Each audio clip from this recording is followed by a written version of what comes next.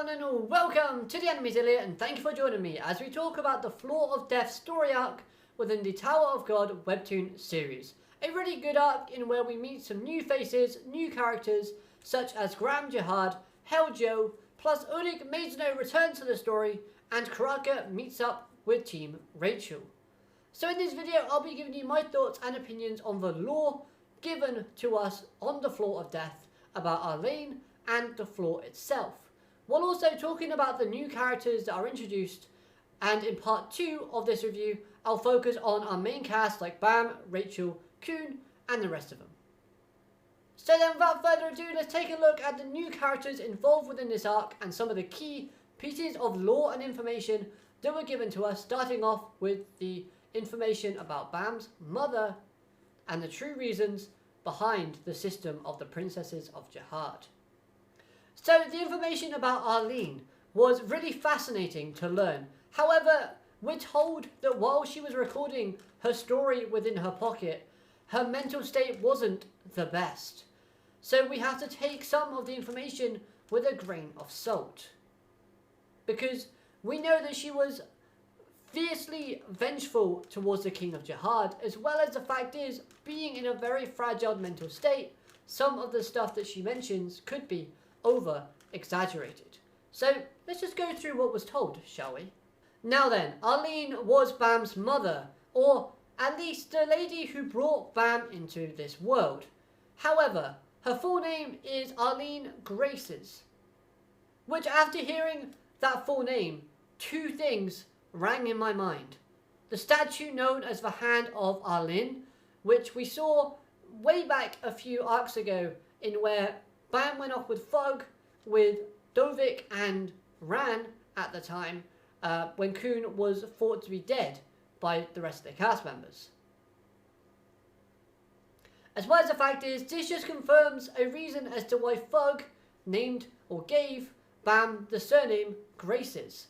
But the connection with Fog continues as we learn that Arlene was engaged with a man known as V, a warlord who was also linked with a character called Lusek, the current head of Fog.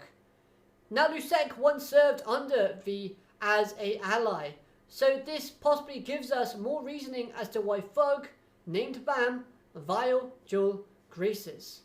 And I like that. It adds more lore to the name and expands Fog's kind of information database a little bit more and expanding their organization, giving them a link to both Bam and the characters that are surrounded to him within the past. However, both Arlene and V tried running away, and as a result, their child was killed by Jahad. This of course sent Arlene spiraling into a darkened mindset as she tried to end her life on numerous occasions. However, thanks to the fact that she made an immortal contract with an administrator like the other great family household members, this unfortunately could not occur. However, what did happen was V's death, because apparently he did not create that contract.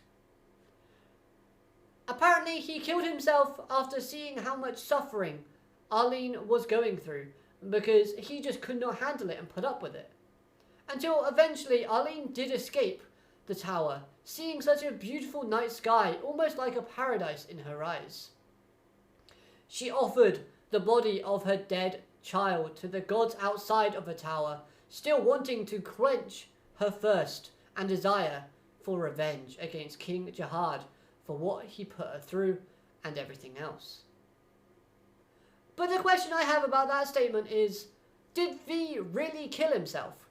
Because I can't just imagine this guy who was engaged to Arlene to see her suffering and go, you know what make her feel better? Me killing myself. Yeah. I don't think that's what happened. I'm of the belief that V did not kill himself. And maybe Gram knows the truth, but is keeping it from Bam because Bam, in his current state of power and mindset, can't handle the actual truth.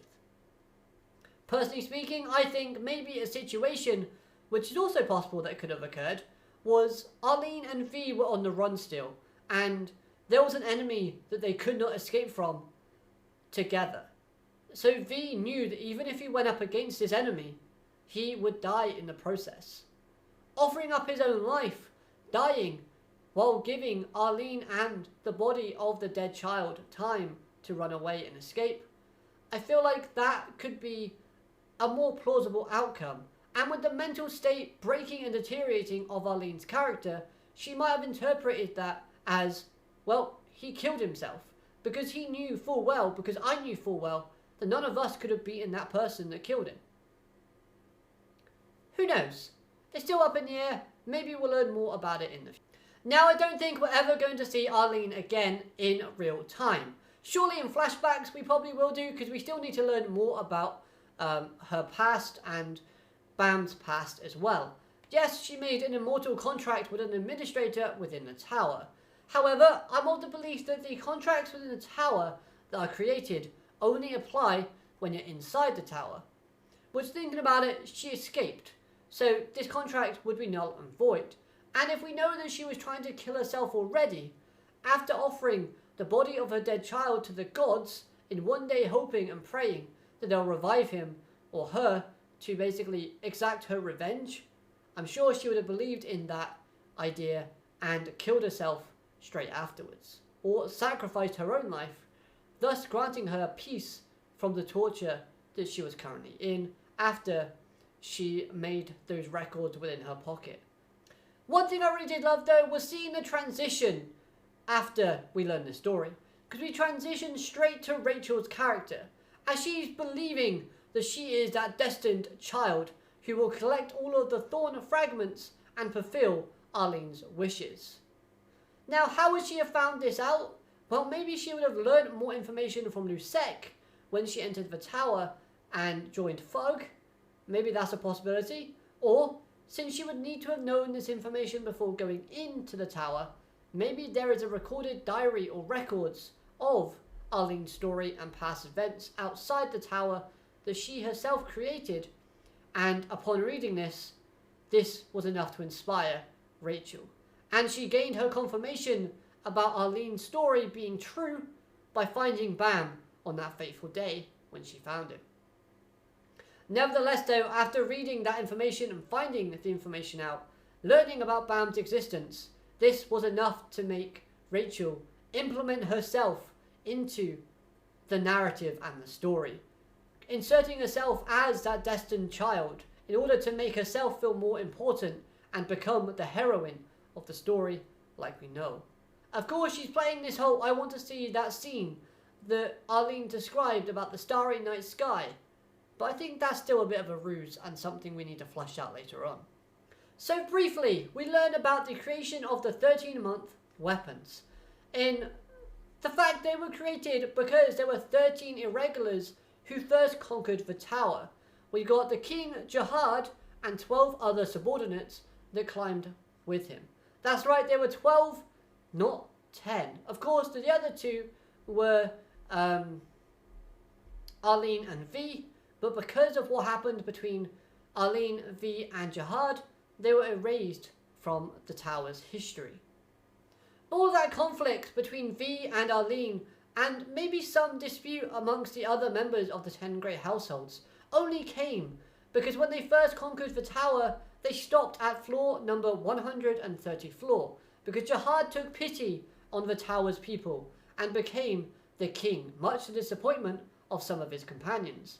Like I said, Arlene and V. But not being able to bear children of his own because Jahad's blood was too strong and powerful, a suggestion was raised about injecting his blood into females in order to create the princesses of Jahad. This was an intriguing development within the story, as it turns out the suggestion came from one of the heads of the great families, suggesting that the 10 great household members, or leaders, are slightly more unhinged than we first initially thought. Plus, could the law that Jahad put in place about the princesses not breeding be more of a hint at Jahad's jealousy, more so than his fear of being overruled? Nevertheless though, the reveals keep on being revealed, as it turns out Jahad never intended to marry any of the princesses of Jahad. In fact, that was all a front, a ruse, to put an immediate stop to the complaints of the people. Instead, we have a situation in where the princesses believe that they are fighting each other for the right to marry the king if they collect all 13-month weapons. But that's not the case. If a princess does try to use multiple 13-month weapons at the same time, the ghosts of that weapon will possess the user. After all, a curse has been placed on the spirits of the 13-month weapons, in where they are destined to make the princesses fight and hate and shed blood against one another. We see an example of a small possession in where Yuri uses the Black March and the Green April within this arc at the same time, and she goes a bit berserk. Not fully berserk, not like Grama Jahad, which is again another character with a great design that we get told about very briefly, but she could come back later on because she's still alive but crazy as anything. And hopefully maybe Yuri or Endorsi encounter her in the future. That would be an interesting encounter that I would love to see. But all this information was told to us through a new character called Grama Jahad, a lady with a great design, but still surrounded in mystery despite telling us all of this information. As it turns out that once she found out the truth about the princess system and its creation and the reasons behind it, as well as some truths about Jahad himself, she, being a princess of Jahad, ran away with 2 of the 13-month weapons. Now, Gram's interactions with Yuri and Endorsi, I thought, throughout this arc, were great, acting like a supportive, almost motherly-like figure towards them, as she knows the dark secrets within the tower and within the family of Jahad, and basically wants them to have a bit more of a positive direction when moving upwards, trying to protect them slightly from the dark, harsh times ahead of them. Like I said, guiding them towards more positivity. While her interactions with Ulrich Maisano came across as very comedic, especially since she seemed to have a bit of a distaste towards the guy himself, seemingly that she just hated him and resented him for all the attempts that he tried to make in asking her out. He was a bit too forward with the texting and with the badgering, which I can completely understand her being annoyed at. I did find the fact though that she said all things are forgiven, and then Ulrich jumps out and says a hero is here. I thought that was quite funny. Nevertheless though, still comedic but fun time. And as for her not telling Bam everything, I don't think this is a problem for me personally. I don't get the vibe that she's guiding him towards an ulterior motive. And as for that line in where she thinks about Bam possibly resenting her in the future because she didn't tell him a certain story, well, I think she knows maybe possibly about Wangnam being related to Jahad or as a copy of Jahad, meaning that Bam's going to have to confront Wangnam in the future or be put up against him in a competitive environment nevertheless. I'm just saying that because the person at the end that was said to be Data of Jahad on the secret floor within the Hell Train looks like a very, very older Wangnam. He even has the horns poking out the back of his own neck and the same hair colour, but the eyes are hidden. Who knows? Could be. That's just a crazy theory that I have in my mind. I don't think it's referring to Graham knowing about Rachel, because, yeah, I just don't get the vibe that she knows about Rachel, or that she cares about Rachel. It could possibly be more information about V that she's not telling Bam, because again, Bam's not at the level where he can comprehend or make a decision without being swayed by the stories that she tells him. Who knows? But honestly, I think it has something to do a bit more personal to Bam himself. Nothing to do with Rachel. Speaking of Ulrich Maisano, this character added a lot more emotion into the arc, as someone who felt inspired by the passion and dreams that Helljoe possessed back when he was just a hole digger, hole master. So much so that he entrusted the red tessera to him, which ultimately turned out to be the wrong decision. Even after seeing that he made a mistake, he wanted to right the wrongs, and kind of felt like the friendship and respect he held towards Heljo warranted him stepping up and allowing a chance to put Heljo back on the correct path once again, saving him from his overwhelming power that was consuming him thanks to Heljo's despair that we'll get to in just a minute. In terms of power, he was amazing, as even with a restriction, he made Karaka seem like a child, which you could argue the fact that the Shinzu was not the best on the floor of death, so Karaka could have been handicapped in that regard. But it still remains that Ulrich Maisano is a beast when it comes to power. Bringing up the fact he's overwhelming is an understatement. He oozes power in terms of vibe, while giving off a lot of comedic moments as well with the princesses and other characters. You know what? I'm being a bit silly. Of course, Ulrich Maisano is way stronger than Karaka. After all, he's an irregular, and Karaka is a new-ish slayer, so there's no question about it. I would even say that Ulrich is stronger than White in his prime, based on what we see in this arc. Plus, didn't Ulrich spar with some of the 10 great family leaders in the past? So I mean, yeah. Ulrich Maisano, not really the best arc for you personally, because I felt like the ending where he was like, oh, Heljo, yeah, you may have done all these bad things, you may have done this, you may have killed a few people, but you can start over.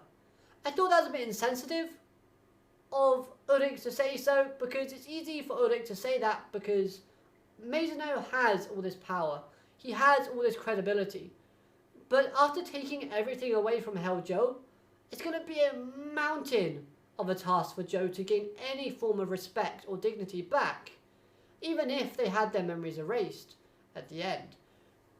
I thought it was a little bit weird. Nevertheless though, I liked what we saw from Ulrich, and I thought Maisano did a great job. So yeah, moving on. Keeping in line with the theme of new characters, let's talk about Heljo, the warlord of South City, a tyrant-like ruler who strikes fear into the heart of those around him. Yet this character also carried the theme of suppression and longing for freedom, being promised by Thug that they'll help him leave if he delivers them the Thorn Fragments. However, the task and the promise that he made with Thug turned out to be a bit too much for him to handle, as he managed to provide them with a few of the Thorn Fragments, but the last one eluded him. Now, as a result, Karaka came to visit, and this scene between those two were quite comedic. I did like it, if I'm honest. It made me laugh a bit, where obviously Thug was providing Heljo with a lot of kind of relaxation items, just kind of ticking him over until he fulfilled his promise completely by giving him like TVs, manga, but a TV that only played the news channel on it, which I did have a bit of a giggle at. And upon meeting Ulrich Maisano for the first time, he did have a lot of dreams and desires and wanted to leave and climb the tower, but also to make the lives of those on the floor of death easier. He even attempted to use the soul-stirring ladle to leave the floor and inspire those who want to leave as well. However, no matter what he did, when it came to voting to be the next ruler, the people chose someone else over him. Then later on, he staged a coup to forcefully take over South City. Now, the reason as to why people chose to vote against him was because they were so stuck in their ways of waiting for a savior to come and liberate them, like the tales told the residents of the Floor of Death would happen. Overall, I did find this character entertaining, and a good character as a theme surrounding him helped give him more depth and more substance. We were then informed that he was defying destiny by killing the Red Witch Guide, who wasn't meant to die at that time, adding more of a darker, sinister vibe to his character, really kind of linking him back to that tyrant descriptive words they use for him. You know, tyrant, warlord, brutality, brutal leader, all of those type of descriptive words. So he did live up to those expectations. As for skills and abilities, I thought some of the ones we were introduced to from his character was very interesting and new to the story that we've not seen before, which gave our heroes more of a difficult challenge, like the fact that he could control the amount of Shinzu that was being released in one area. I really did like that idea. I thought it was very creative. Plus, the emotion that he displayed really helped to convey his desperation, as he really did want to leave and climb, as he gained help from a evil organization in Fog to do so. He had dreams, he had desires, but after certain events took place in his past, he spiraled into a dark state, which allowed the red Tesla that Ulrich gave him to manifest and control and almost possess him, influencing his decisions. As far as antagonist goes, I don't really get the vibe that he was all that evil. I did think he was a pleasant surprise in giving our heroes a good challenge for the arc, but I won't go to say that he's at all the best antagonist we've had so far from the series. He was misunderstood. He was corrupted by the power that Ulrich Maeslow gave him and the influence it held over him. Had Heljo had a friend who could have supported him and stopped him from going down a dark path, maybe things would have been different, and I'm sure Ulrich Maeslow understood this and saw that he let a friend down, thus was so willing and so wanting to help Heljo out and make him have a fresh start, give him something that he can build upon himself and gain his desires and dreams once again. And the final new character I want to discuss in this video is Gustang, one of the 10 great family heads, who was also in charge of the Floor of Death. This character embarrassed White, telling him, yes, you're free to go. After seeing that Hulkling absorbed all of the souls, only to watch Hulkling fall repeatedly from the ground to the ground, thanks to the spell that was placed on those souls and the effects of that spell. As first appearances go, this was a great introduction for the character of Gustang, referring to people as bugs and even patronising Hulkling, telling him that he is weak, even after obtaining such a huge amount of power from the souls on this floor. Does reek a little bit of arrogance and overconfidence, but then again, this character is one of the people that climbed the tower with Jahad. He is an irregular that probably deserves, and definitely does, from what I've seen, deserve to basically be arrogant and to put himself on a pedestal atop of other people, even the likes of Hulkling. The fact that he is even okay with giving up the Thorn Fragment to Bam, if Bam does complete the favour that Gustang wants him to do, could be a way of showing respect for him, you know, being the son of Arlene. Maybe they had a good relationship, or simply he just wouldn't even view Bam as a threat if Bam had 2 Thorn Fragments within him. Which makes sense because it only furthers to hype Jahad's character if the 10 Grey House family leaders are also not worried about something like a Bam or a Hulkling in the Prime, or you know what I mean. I guess the only negative thing that this character did was heal Rachel, but you know, I don't overly mind that because we still need to learn more about Rachel. We still need to get Bam completely away from Rachel, even though this arc did a good thing between their interactions for him, which we'll get to in my part 2 video. But nevertheless though, yeah, I mean, this character, first introduction, super arrogant, super cocky, super powerful and intelligent. Just a great guy all around, honestly. I quite liked his introduction. Overall, from the introduction of new characters and the explanation of the lore behind a few things that were brought up in this arc, I thought was great and well presented in a easy to understand manner, as we now know more information about Bam's past, and we get teased for more to come in the future, which I do quite like. Even the lore about the residents on the Floor of Death losing their souls, thus not being able to die, thanks to giving up their souls in entering the city, but the fact that the 13-month weapons can, when ignited, break those curses, I thought was fantastic. Nice little details that they add in. So hopefully you've enjoyed this side of the review for the Floor of Death story arc within the Tower of God series. Make sure you let me know your thoughts and opinions on the information and the new characters that I presented to you in this video in the comments below. Plus, on the screen now you should see a link to the other review that I've got for this arc, in where I look at the main cast and how they developed and progressed and interacted with part 2 of this review. Like always though, like and subscribe to the channel for more content I should say, and anything that I missed, obviously let me know in the comments down below. This was a great long arc, but honestly, it was loads of fun, so hopefully you enjoyed it as well. But above all else, have a great day, alligator, madane, goodbye.